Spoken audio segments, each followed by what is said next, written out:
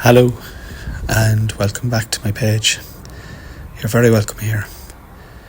Castles and viaducts were on my route to Walsh Park last Saturday as I snailed my way down into Waterford. I took a few back roads to avoid the traffic and came upon some beautiful championship parking and lads pucking balls on greens and young men and women out drinking and women selling flags and lads selling headbands and crowds queuing up to get into beautiful Walsh Park. It's my first time there. The small boys of Cork and Waterford were all excited. The warm-ups were extremely interesting. I thought some new moves, some old moves, and this was a new one. I'd like to know the psychology behind that.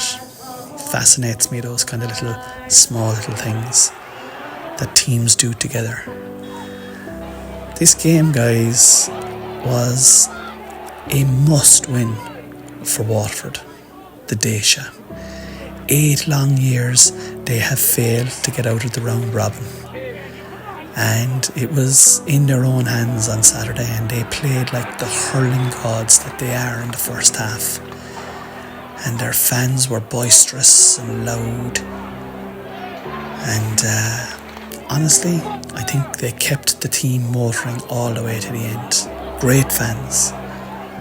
Cork were sharp, the inside forward line in particular were sensational, but Waterford were in control in the first half and took and held on to the lead up as far as half time. A great save coming up here, the first of 2 absolutely vital saves by the Cork number 1. Sometimes he gets a bit of criticism, but I can tell you here on Saturday he saved Cork's bacon on a few occasions. Great play there by the centre half back.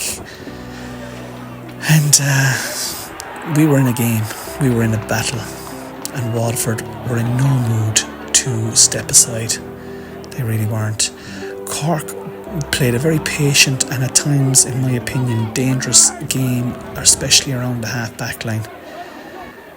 Number 8 for Cork, I thought, was outstanding on the day. Number 5 and number 7 and number 9 were also excellent. Actually, do you know what? A lot of the Cork team were very, very good. Number 3 also had a tough game at the office, but equipped himself reasonably well. Number 11 here for Waterford is an iconic player, and look at this for an assist. High ball in.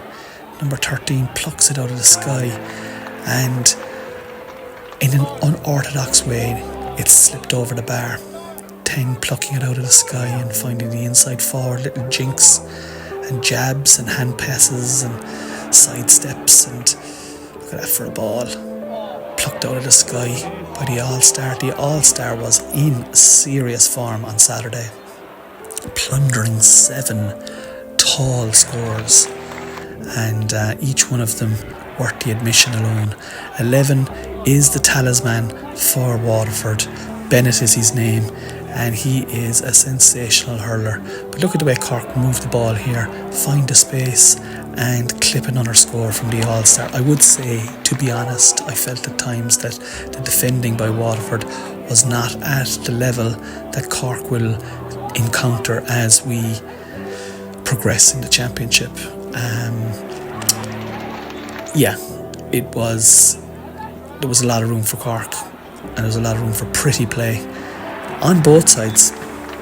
Waterford seemed to be interested in taking their chances quickly. Cork like to find the perfect opportunity, and they found lots of them. What a pick up here, and what a score. Like, honestly, Waterford really and truly were all about it. Great play here again now by the midfielder for Cork, who was sweeping back in and around the half-back line and the full-back line at times. Look at this, the respect he gets in the camp. He had an outstanding game. He was picked at midfield, but I was watching him intently, and he was, very much hovering in and around the backs a lot. And look at him here again, like just going one way, then the other way. Quick hand pass to number 7, clips it out to the side. Number 7 had a brilliant game for the Rebels, but Waterford kept tacking over the scores. A lovely double here, and the full-back is under pressure here. Great run by the Waterford full forward, goes one way, loses his man, and then slices the ball high and Swiss on spare. Cornerback got a bloody eye and had to come off for a blood sub, but there was no waiting here. And here is a pivotal moment in the first half. Penalty given, but I couldn't understand because our other corner forward scooped the ball into the back of the net. I would have been given the goal, but anyway, it was a black card and a penalty which was saved. And yeah, disappointing to miss that, but these things happen. Here is my magic match moment. Stephen Bennett getting a standing ovation from the Cork fans as he left the field injured. Stephen Bennett is an absolute god of a hurler. I wish him a speedy recovery, and I hope to God that we see him on the field at some stage again. Half time it came, and the boys and girls of Waterford took to the field. A big huge fire was taking place in the background. Come and see me. I'm in coach for this weekend, or listen to my podcast, Conversations with Cornelius. You can get it wherever you get your podcasts. Waterford tacked on a point to extend their lead early in the second half, and it was, as they say, it was hard to call at this stage of the races. Was the fire an ominous sign? Would Waterford do the unthinkable? A goal chance for the All-Star goes agonisingly wide. And then at the far side, no bother at all, over the bar. Luckily, we've got a few sharpshooters on our side as well. But anything we could do, they could do better. And we just were creating chances, but not scoring another goal chance. I feel this is when it all changed. We win a free here, our full forward wins a free, and there's a yellow card given, and our other corner forward, who is a very reliable free taker this year so far, puts it over the bar. And what an interception here by the centre half back. The ball gets walloped down the field, and that's the punishment. From a goal chance to a score, a 4-point turnaround.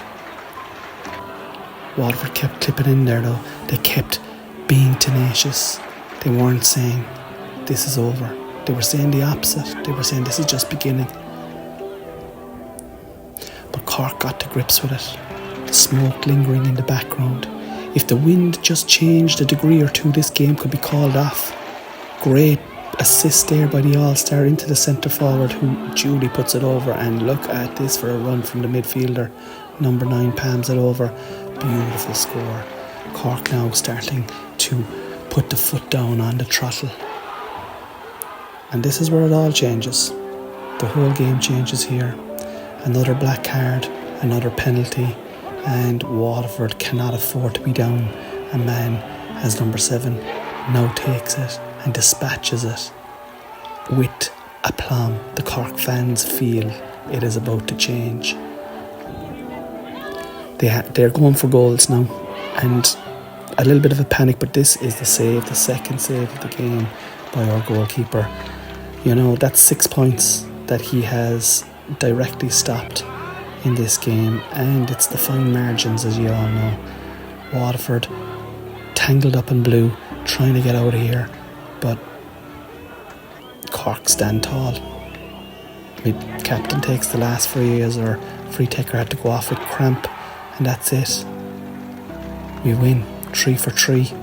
Waterford have a huge mountain to climb. They have to beat Limerick, and their best player is possibly out now. Great day, great atmosphere, great crowd. To beat Waterford by 126 to 25 points at Walsh Park. Listen to my podcast. Peace and love.